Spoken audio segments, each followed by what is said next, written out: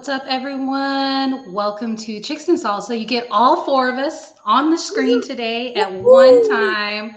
It's been hard for us to get our schedules. We all have our own lives. Then we also have natural disasters going on, jobs, children. It's a lot. But for this Tuesday, we're all here together. We're so excited to. What'd you say, Carrie? From natural disasters to jobs. I'm like, oh, yes. We can group those together. Actually, for some of us. All right. How is everybody's week been? Katie and I are the safe ones there. Yes. So, how's everybody's week going? Pretty solid. How about yours? It's been going well. I'll say on the fan side of things, football side, I'm really only celebrating the Longhorns right now. The Cowboys are just giving me grief. Here I was thinking Sunday that I was not going to have to be stressed out about what are the Cowboys going to do or not going to do. They don't play today. We already won for the week. No big deal. And then I get an alert from ESPN, and DeMarcus Lawrence is out for 4 to 8 weeks, and Michael Parsons is out for 2 to 3. And then they put D-Law on the IR today, which, 4 to 8 weeks, yeah, you're going to go on the IR. So still very, very stressed. And the whole time, Washington, the Commanders, our former coach, some of our former staff just doing awesome over there. So, and leading our division. So that is, on the fan side, not the best. The Rangers, they ended their season. No more reigning defending because the playoffs start and you're not defending a thing. But on the bright side, basketball starts very, very soon. How do you really feel? Queen of Hoops. Queen of Hoops. Absolutely. Well, all right. I guess we will go ahead and jump into our topics tonight. Carrie's going to be talking to us about the wild, wild west that is NIL now. Yes. When we first started talking about it and we're looking into that, to the NIL, 2 years ago when we first started our podcast, we thought, wow, this is going to be interesting, but I wonder how it'll play out in the screen. I wonder what things, we have a lot of questions. Well, some of our concerns, if I remember correctly, was who's going to be governing it? How is it going to be? How is it going to be kept? Who's going to monitor what's going on? As it turns out, really no one. Literally the wild, wild west out here, and we're starting to see fallout. It comes from UNLV's quarterback who was promised that if he would transfer when the season over, he would be given $100,000 if he would transfer to the Rebels from Holy Cross last winter, and he has not received any of the money. And I believe that someone else on that team is in the same boat, so they jumped ship. They're sitting out. I think I saw there was somebody, at least one more, that is taking this. This weekend, listening to Coach Saban, I really got into. I wasn't sure if I liked him or not. It's kind of a gray area for me. But I enjoy what he brings to, like the weekend and the commentator and that.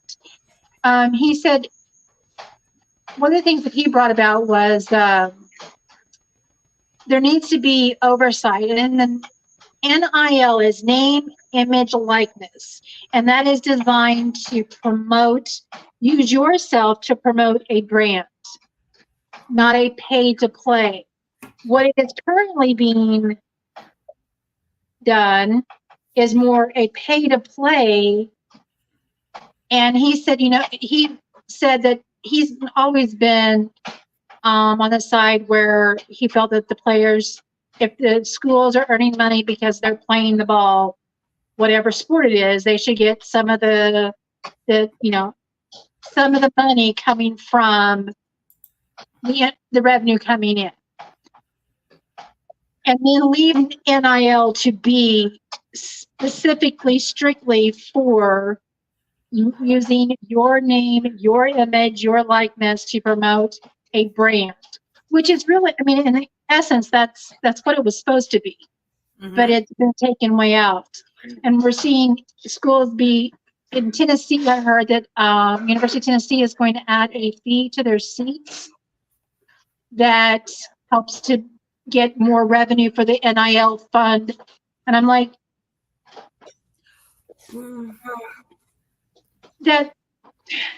that's pay to play. That's not name, image, likeness. Well, my thing on that, Carrie, is so now the NCAA has to figure out a way to make up for the money that they're losing. Like, they haven't been making money off of these athletes for 100 years. They were putting people under the table. We know this.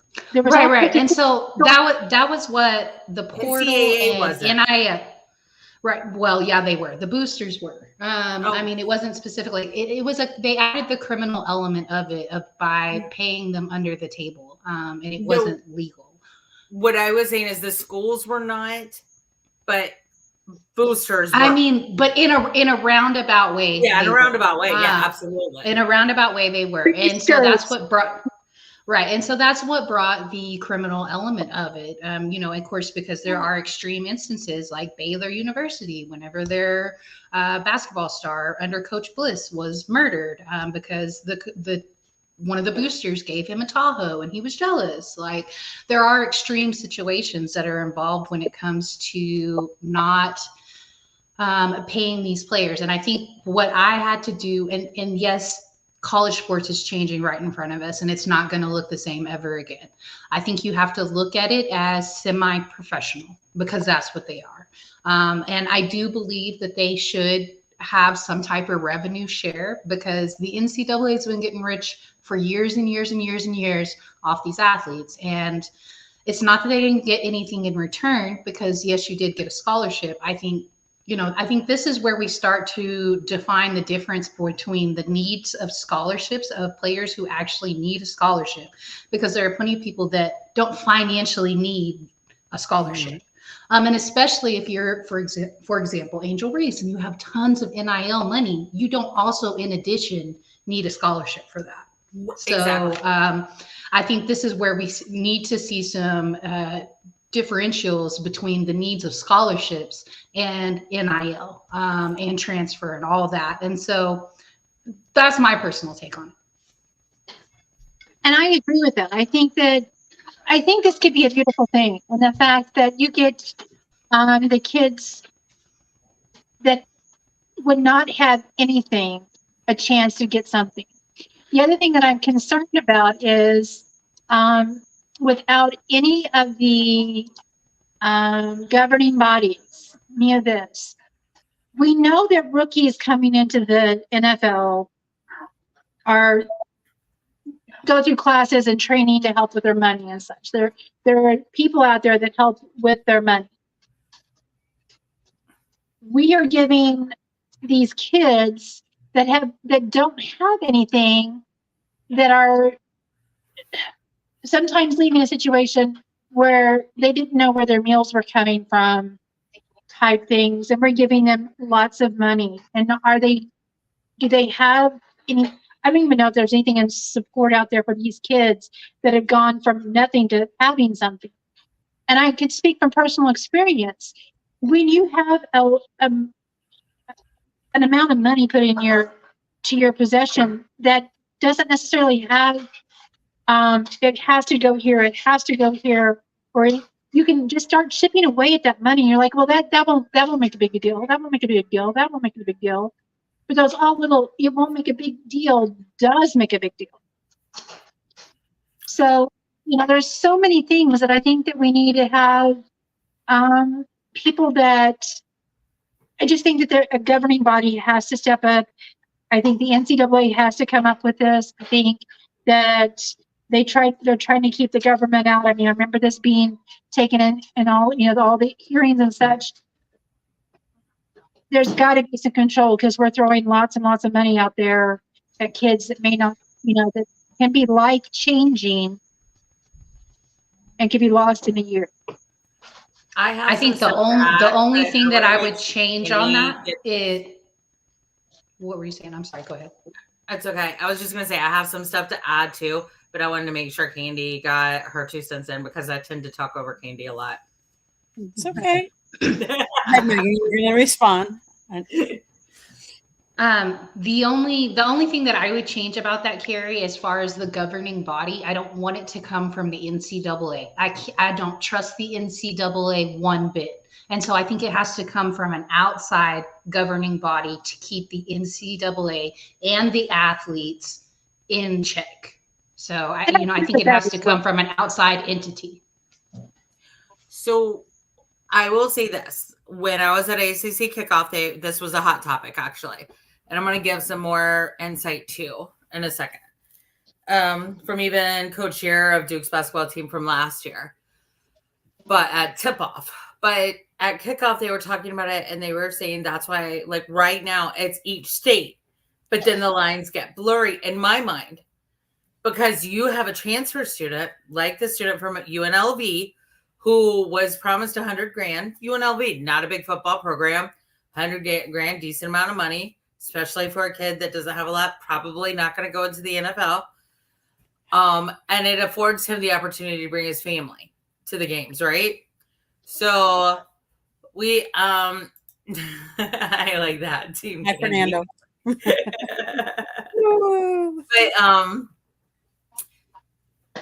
they were saying that right now it's state, but they really want Congress to intervene. I don't want Congress to intervene. I agree. I think it needs to be a completely separate entity. But right now, what's really murking up the waters is the fact that there are too many agents involved. We have high school students with agents. We have junior high school students with agents. That's too young to be getting that kind of money.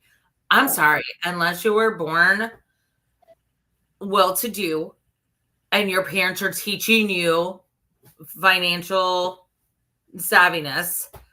As a banker, I could come up with a lot more better words, but Candy, correct me. But the plus side of NIL, and I want to kind of go into a little bit of college football too, is the fact that it affords these kids that opportunity to bring their parents to every game.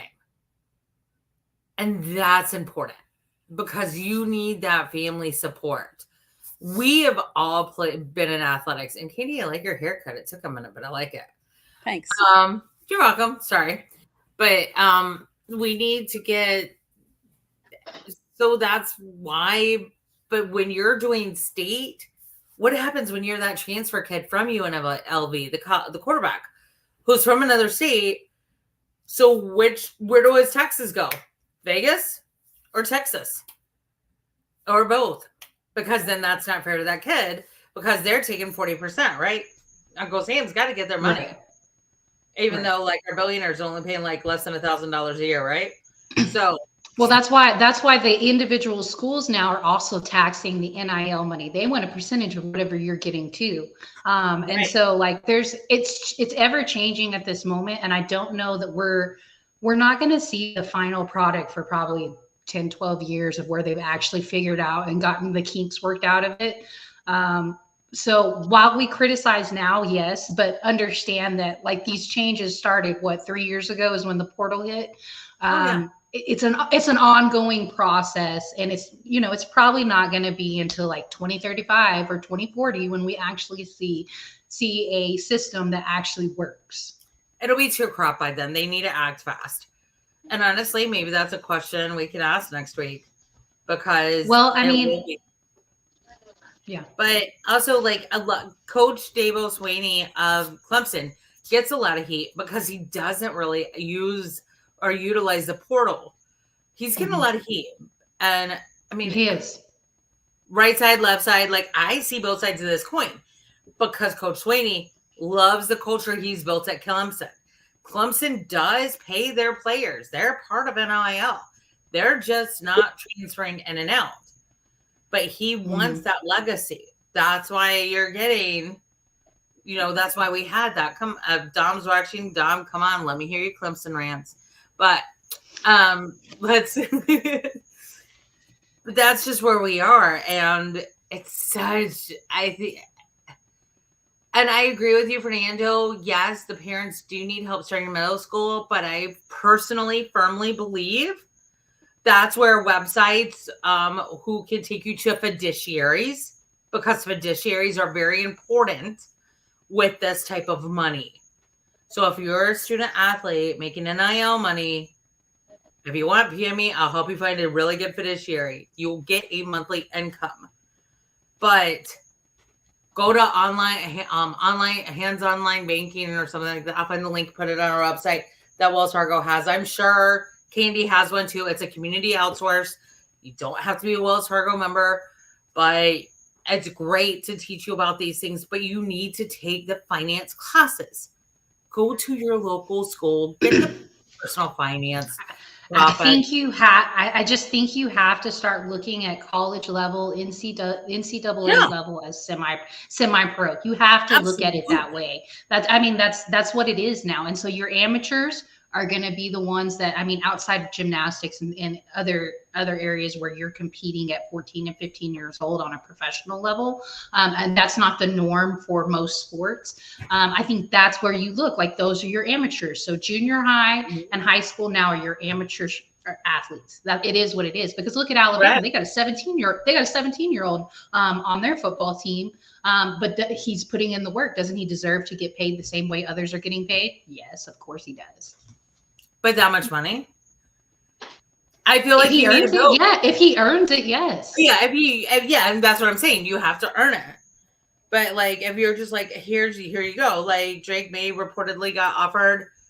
Oh, of course they are. And I don't think Dabo Swinney is. I don't think Coach Mac Brown is.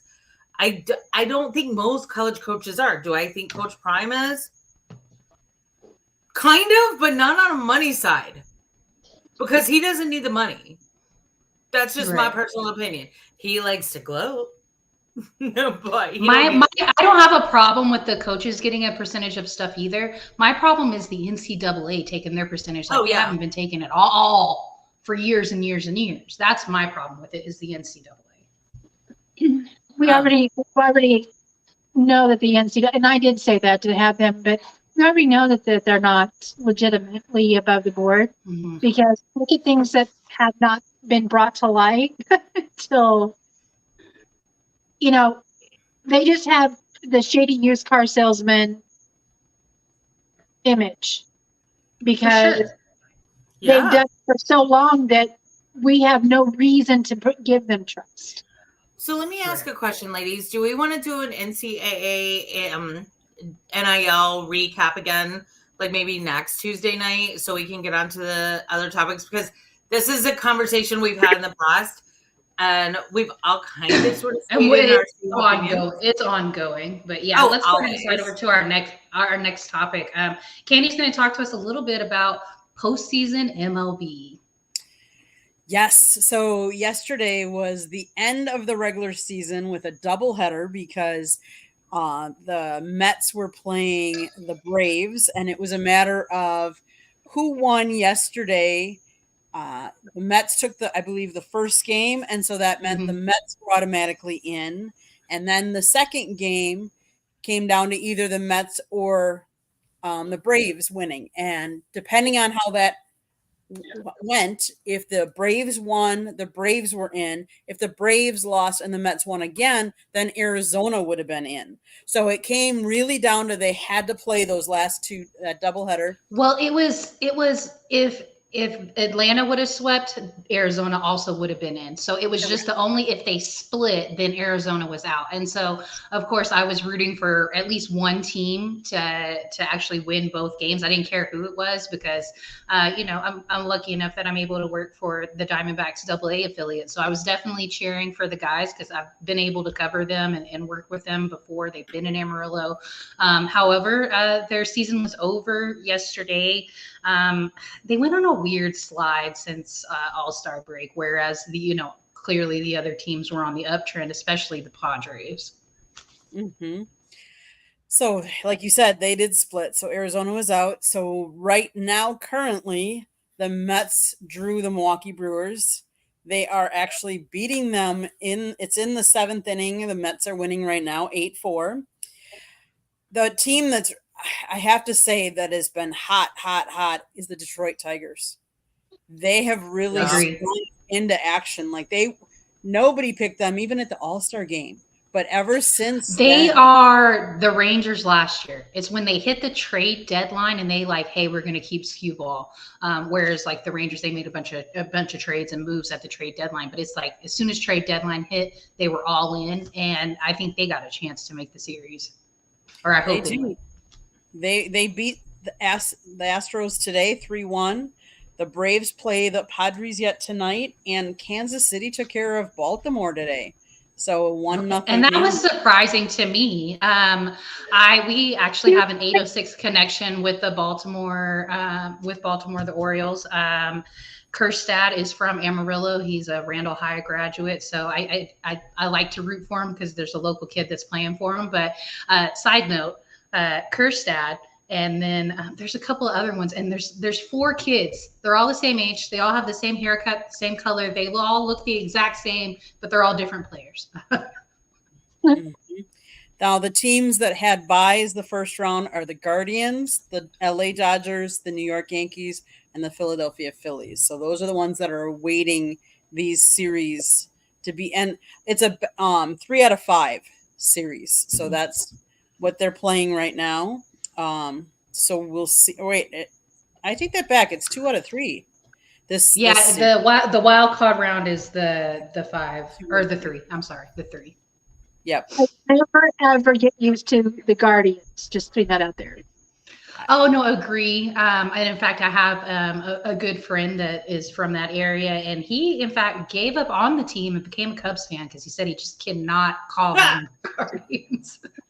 That's right. I'm just saying it's an election year and we in the playoffs, so I'm good with it. But I also didn't I have a joke, Candy? I don't know if I've ever told you this or any of you ladies, that when the Cubs won the World Series, we went into a parallel universe. There was a glitch. Yeah, there was a glitch. Something happened. That's funny. That explains a whole lot. So, Candy, who do you think is going to make the series? You know, the Tigers do have a shot because the Tigers have been hot lately. You know, I don't know that whoever. I think the Phillies are going to take out whoever because I think the Phillies have just been hot, and I know that now. I don't know. And it's a contract year for Bryce Harper. Also, I want to throw that out there. I love baseball. I'm so sad my team's not in it right now because Sorry, I wasn't trying to be sorry.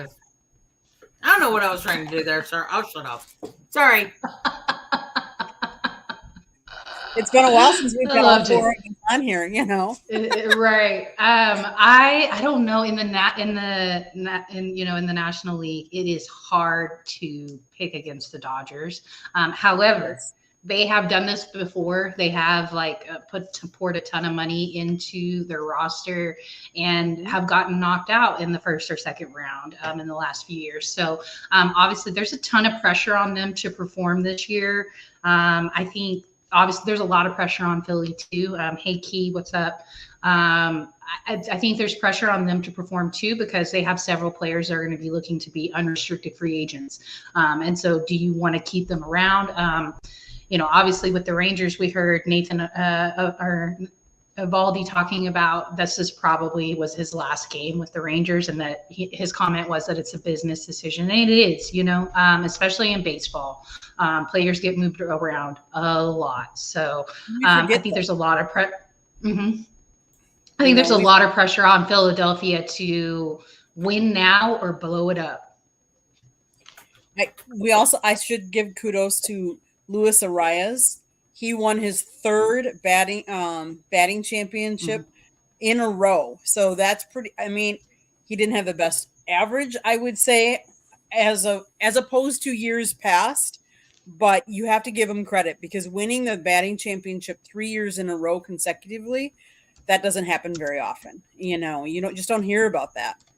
I would love to see my Brewers in there, But nobody picked them, and they're like the little engine that made it this far. So that's why today's win, or if you guys win, I think that's surprising. I have had my eye on you guys all season long, and I know your division is very competitive, especially this season. They were real competitive. And then also, you know, we saw a really amazing regular season for Shohei Ohtani. He just an incredible finish to the season for him. I think 59 stolen bases, like 54 hits, 310, I think was his batting average, or 320, something like that. Like just an incredible regular season for him. So regardless of whether you like the Dodgers or not, I think if you love baseball, you love watching this kid play. And he's only playing one side of the ball. Like he's only played one side of the ball. Can you imagine if he was pitching to like the type of stat lines that he would be putting up? We got some comments. Y'all love baseball. Yeah. Well, and if I can go backwards, sorry guys. If I can go back to Luis Arias, he did it for 3 different teams. Mm-hmm. That's the other thing. He played for 3 different teams each of the seasons. So that's kind of crazy too when you think about it. Right. But absolutely. Well, I think it'll be a really interesting playoffs. I think they do best of the 3-game series out of the wild card, and then I think the rest are 7 best of 7. So it's going to be a long playoffs. We know how it is with the MLB. Their regular season is long as hell. So this little mini season, the playoffs has started today. Very excited about that. Let's slide over to our next topic. And obviously, you know, we are a show that started because we wanted to talk about some of the heavy topics. And so these next 2 are pretty heavy. Jen, let's talk about some of the people we lost this week. So we've actually lost quite a few, including actors. But in the sports world, we did lose Big Red from Carrie's team, the Cincinnati Reds. We've obviously lost Pete Rose, who just honestly, he had a phenomenal career. He started in 63, ended in 86. I remember, and I wanted to cover this because I actually remember when Pete Rose got busted for gambling against himself. Like, I mean, well, not against, but for. But right. But he against his team.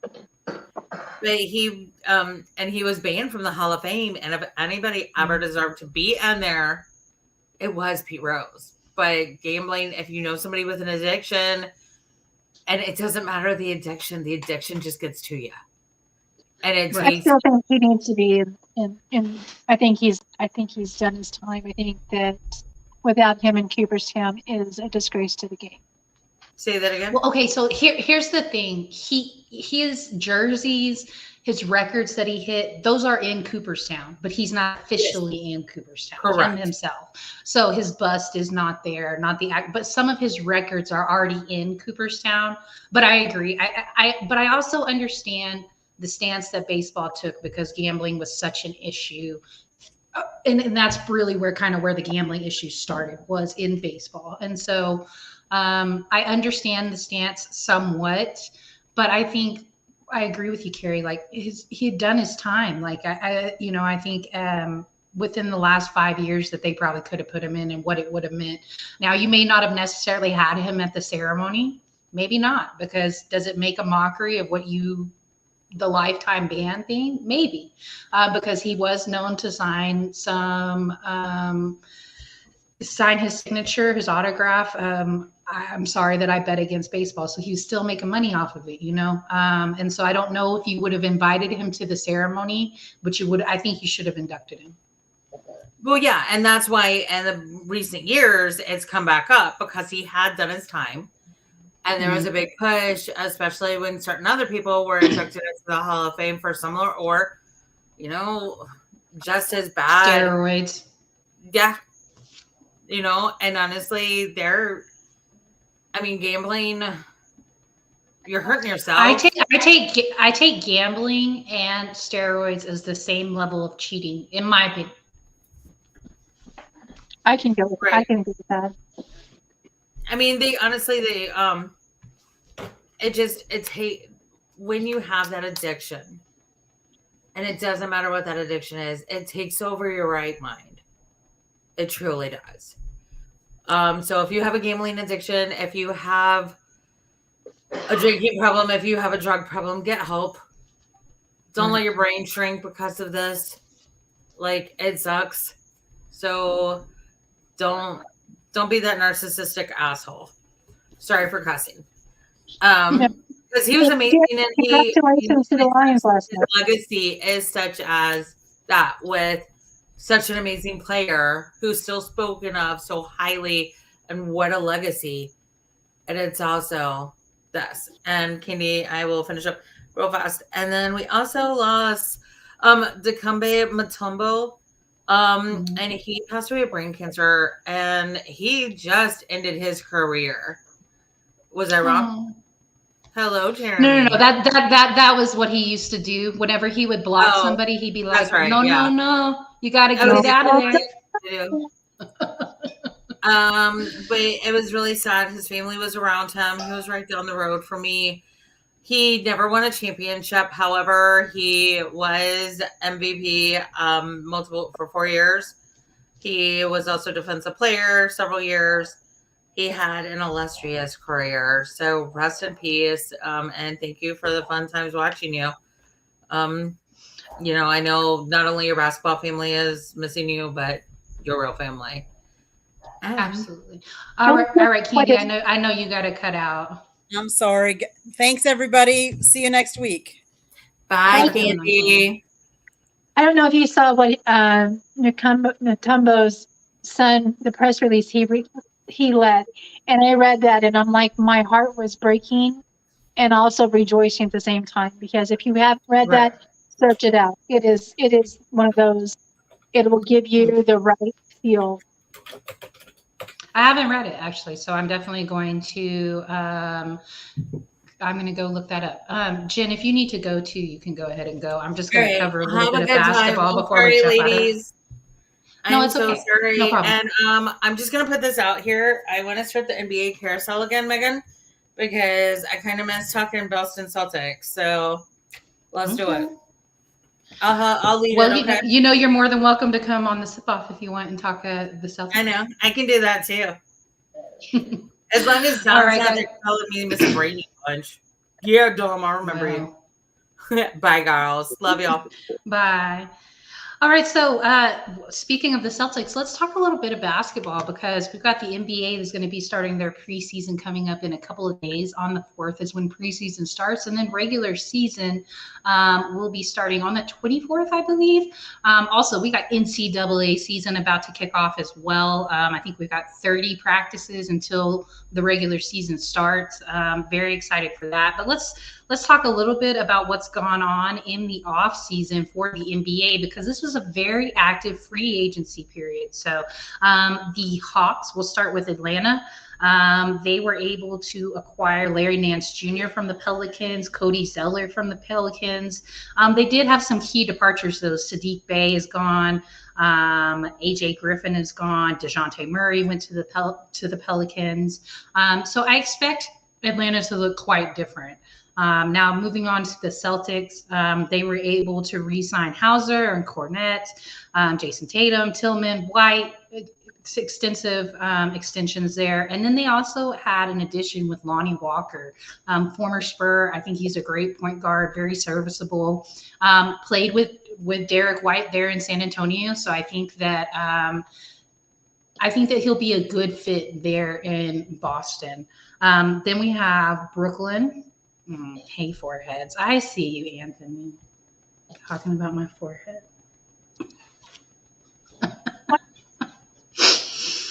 Now with Brooklyn, they were able to re-sign Nick Claxton, Keon Johnson, and Trendon Watford.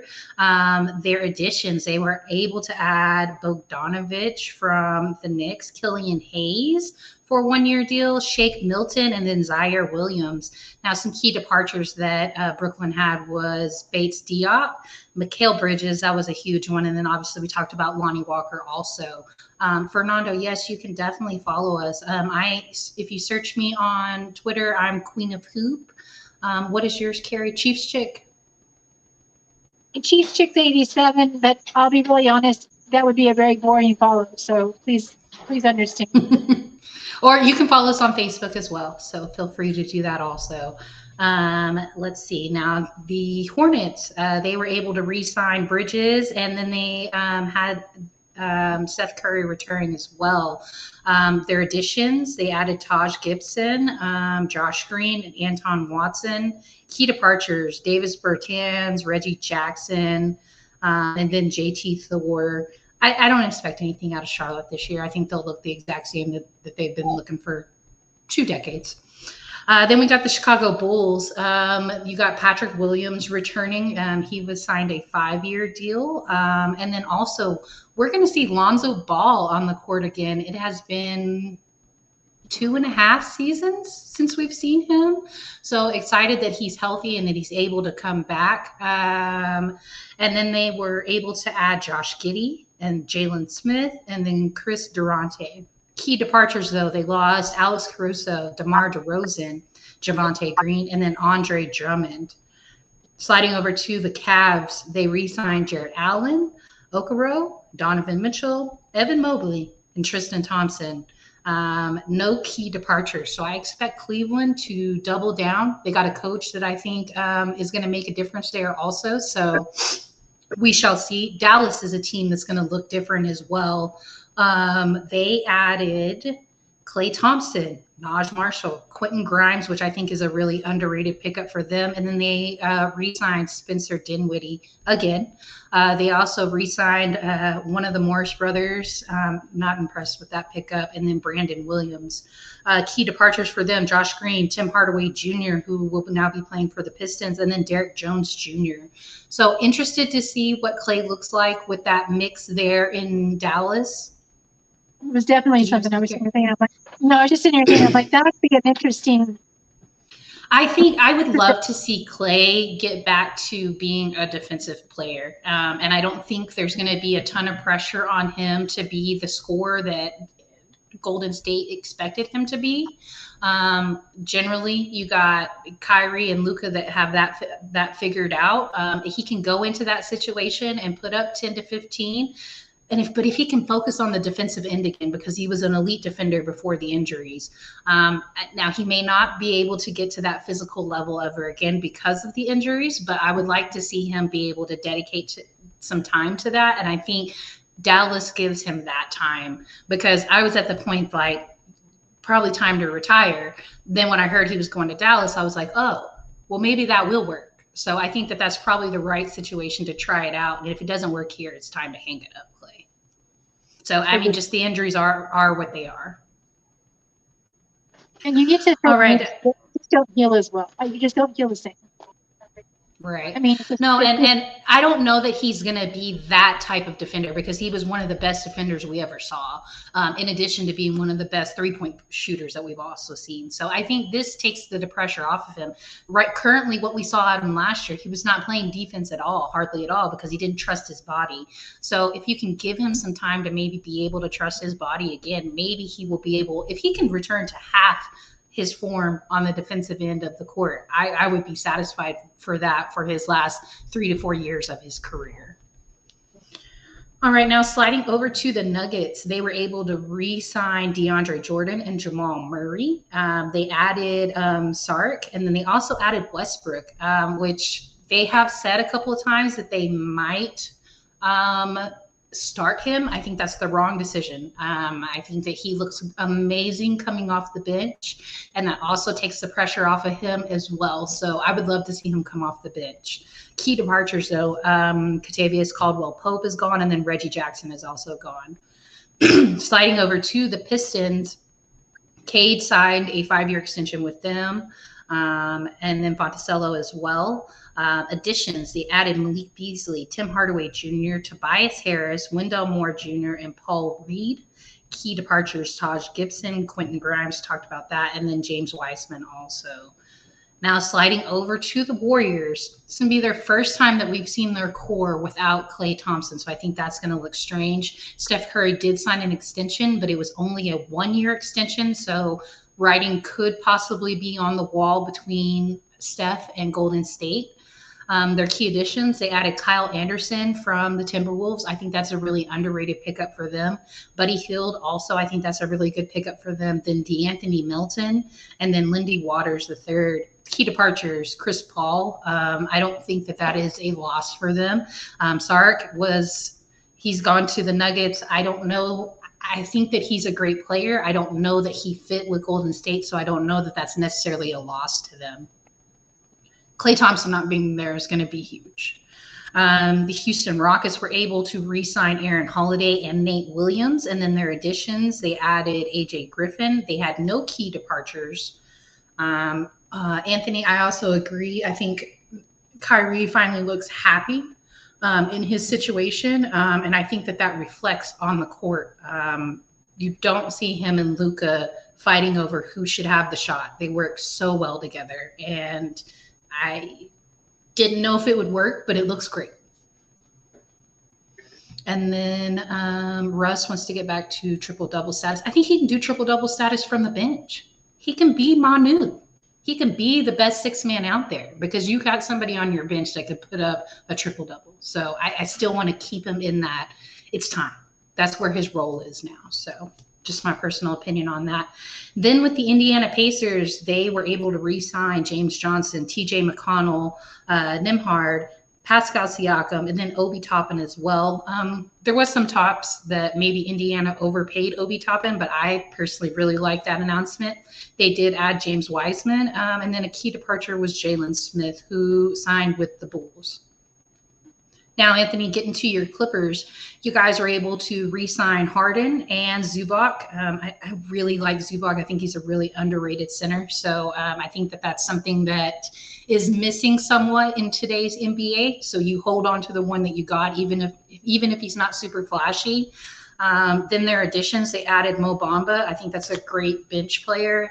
Batum, also a great bench player. Chris Dunn, Derek Jones Jr., and Kevin Porter Jr. Key departures, Paul George, who went to the Sixers. Mason Plumlee. I can't believe that there's a Plumlee in the league still, but there he is. Daniel Theis, and then Russell Westbrook also. Now sliding over to the Lakers. They were able to re-sign Max Christie and LeBron James. Not a lot to talk about on additions. A couple of departures. Spencer Dinwiddie is gone. Taurean Prince is gone. And obviously we'll see how they're going to work in Bronny. They're going to start him in the G League. And when will he be coming up to the Lakers? Because I guarantee once they hit the Christmas Day game or getting closer to All-Star break, I don't expect Bronny to be in. I see your kitty. Yes. He's over here wanting some more. That's funny. All right, now with the Grizzlies, they were able to re-sign Luke Kennard.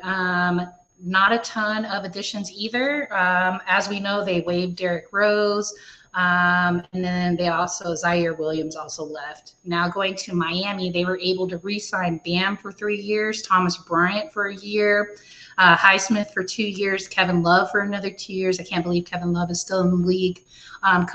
And then they also added Alec Burks, who is underrated as well. A couple of key departures for them. Jamal Cain, Caleb Martin, that's going to be a huge hit for them. Patty Mills, and then Orlando Robinson. Sliding over to the Bucks, they re-signed nobody. Their additions, they added Taurean Prince, Gary Trent Jr., which I think is huge for the Bucks. I think we'll see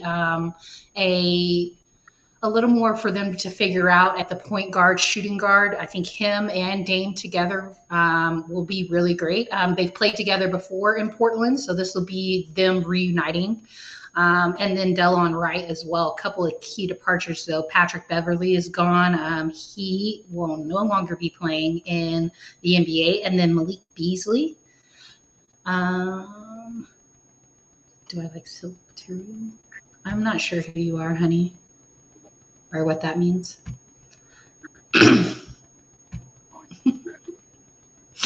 Big Cat to the Knicks. I don't understand that. We'll get to the Knicks shortly. So Minnesota, They re-signed Luke Garza, and then their additions, they added Dante DiVincenzo. I think that's huge for them. They needed some help with shooting. PJ Dozier, Joe Ingles. I think Joe has not looked the same since the last knee injury. And then they added Julius Randle, key departures, Kyle Anderson, McLaughlin, Wendell Moore Jr., Monte Morris, who was with the Suns, and then obviously Karl Anthony Towns. I don't see Karl.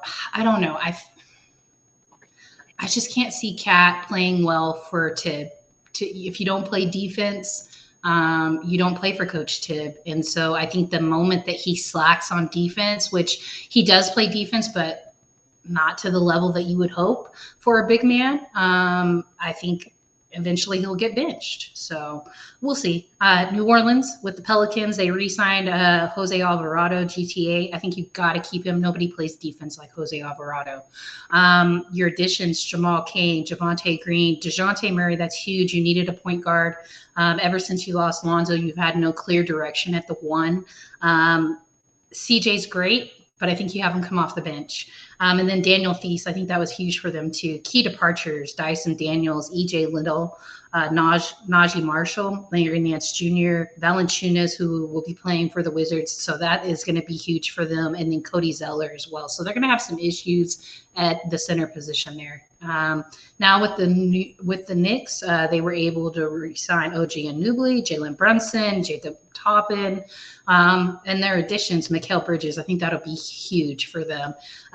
Bates Diop, that'll be big too. Cameron Payne, Landry Shamet, Karl Anthony Towns. Key departures, Bogdanovich, Burks, DiVincenzo, Isaiah Hartenstein, who was big for them during the playoffs, and then Shake Milton and Julius Randle.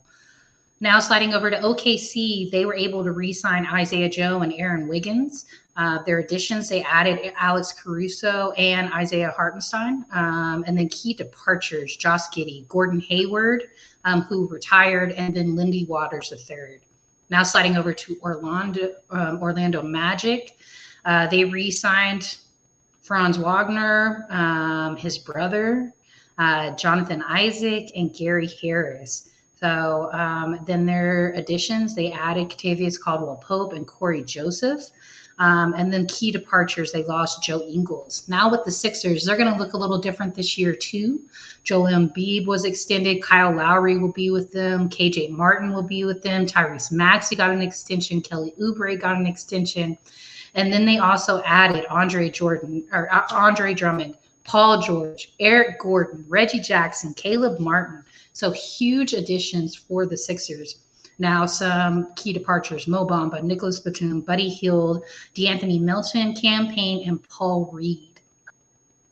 Now going to the Suns, they re-signed Bol, Damian Lee, Okogie, and then Royce O'Neal as well. Key additions, Tyus Jones, and then EJ Little, Monte Morris, and Mason Plumlee. Key departures, Drew Eubanks, Eric Gordon, and David Roddy. Now Portland, they didn't re-sign anybody. And their additions, Devontae Graham. Key departures, Malcolm Brogdon. Now going to Sacramento, they were able to re-sign Lynn and Malik Monk. I think Malik Monk is one of the most underrated players. LA should have definitely held on to him. And then they added DeMar DeRozan, Jalen McDaniels, Jordan McLaughlin, and Orlando Robinson. Key departures, Harrison Barnes, Chris Durante, Davion Mitchell, and then that was it for them. Now sliding over to the Spurs, they were able to re-sign Basie, and then additions, Harrison Barnes, Chris Paul. Key departures, Devontae Graham and Barlow. I don't think that those are huge losses, honestly. And I think that Chris Paul will bring type of veteran leadership that he could probably teach everybody on that roster how to be a professional. For those moments when Pop has he has other people that he's focusing on, you're still going to have another coach and one of your top players. So not that I expect us to win anything because we got Chris Paul in one of his last years of his career, but I do think that he can bring veteran leadership that is irreplaceable. Toronto Raptors, they re-signed Scotty Barnes, Emmanuel Quickley, and Garrett Temple. They did add Davion Mitchell. Key departures, Jalen McDaniels, Gary Trent Jr. That'll be a huge loss for them. Now sliding over to Utah, they were able to re-sign Laurie Markkinen for 5 years. They added Drew Eubanks, Patty Mills. Key departures, Chris Dunn, Russell Westbrook, who never played for them. He was waived. Now sliding over to Washington, they were able to re-sign Gill and Holmes. They had added Sadiq Bey, Malcolm Brogdon, and Valanciunas. Key departures, Tyus Jones and Landry Shamet. So that does it for us on the NBA, what we can expect out of the changes on some of the rosters this year. Don't forget, we also have WNBA games going on right now. The semis and the playoffs are going on. You got New York versus Vegas, and then you got the Connecticut Sun versus the Minnesota Lynx. Connecticut Sun was able to steal game 1 on the road. So we'll see how that's going to play out. And it looks like Vegas is struggling against New York. New York has looked like the strongest team all season long. So we will see how the WNBA playoffs go. But it's been a pretty exciting season so far. Agree. Carrie, you have anything to add? No, I'm just interested to see how some of these teams shape up with the additions and subtractions, because I don't know about you, that's kind of always an interesting. You see it on paper. That's funny that you say that, Anthony. Nobody's tripping on the Spurs. I don't think we're winning anything, but I think we can make the playoffs. I don't think that we win our first round. Still an incredibly young team, like I said. So I don't think we don't need CP3 to be who he was 10 years ago. We just need him to come on and then next year jump on the coaching staff. There you go. But I did like Wemby's quote. He said the expectation last year was to learn, and the expectation for this season is to win. I think we win key games. I don't think we're winning a series in the playoffs or anything like that, but we're going to keep some people from going to the playoffs. We're going to win some key games. All right, guys. Well, thank y'all so much for tuning in today, commenting, sharing. There's been a ton of you guys today, so we really appreciate that. It was a little bit of a longer show, but we will see y'all next week. Same time, same place. Bye, y'all.